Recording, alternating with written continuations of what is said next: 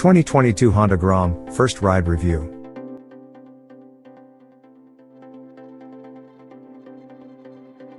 But before we start, please support us by pressing the like and subscribe buttons, so that we can continue to provide the latest information about motorcycle news and update.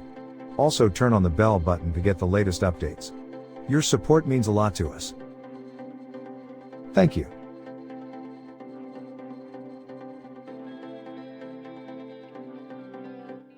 When the Honda Grom debuted for 2014, it was a curiosity.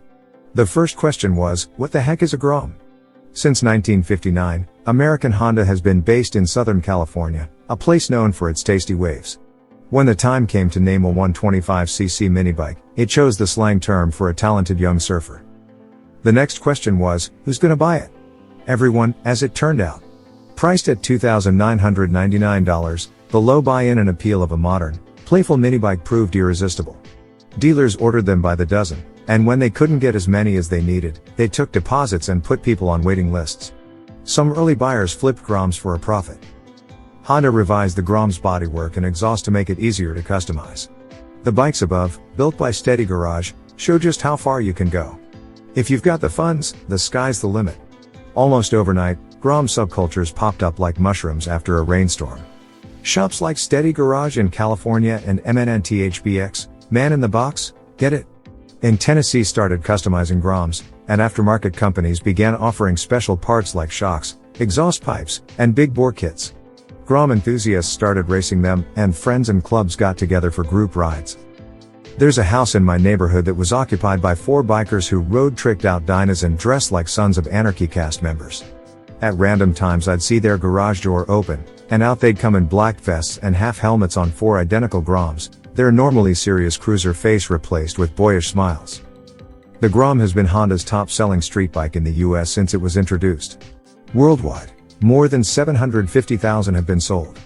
And over the past few years Honda's Minimoto lineup has expanded to include the Monkey, Super Cub C125, and Trail 125, all powered by the same 125cc air-cooled single.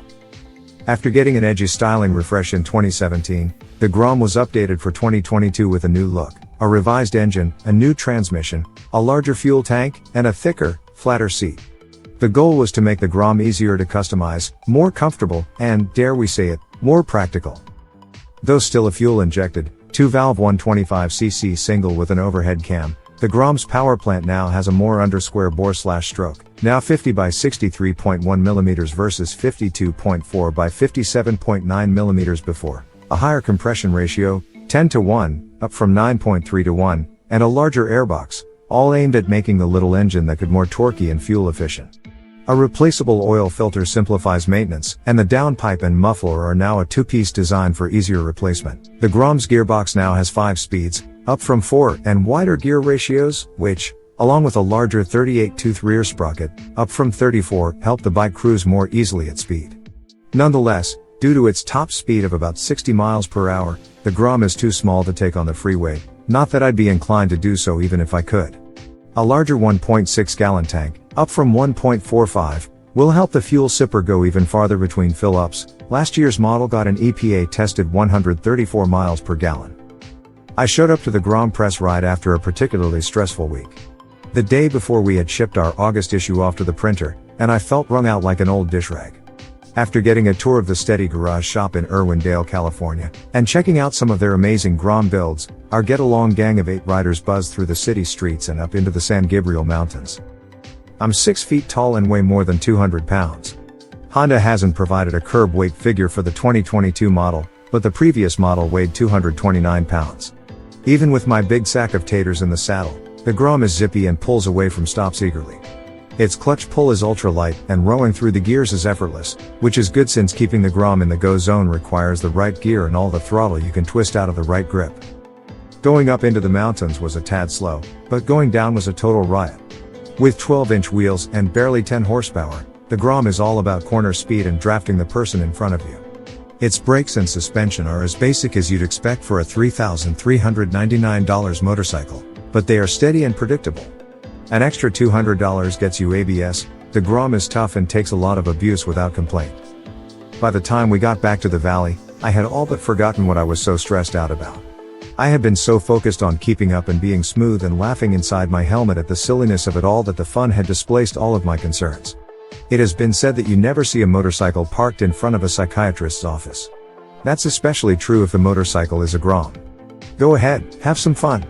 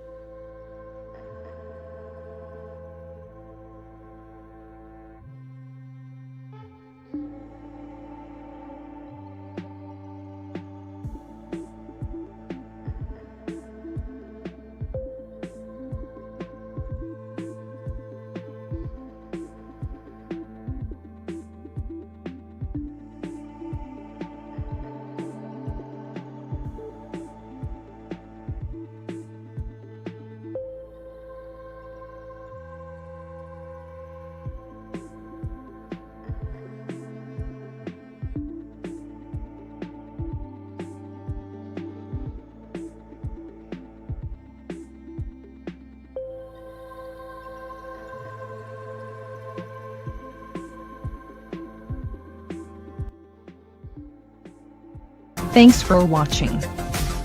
Drop a like, leave a comment, and don't forget to subscribe to watch more videos like this.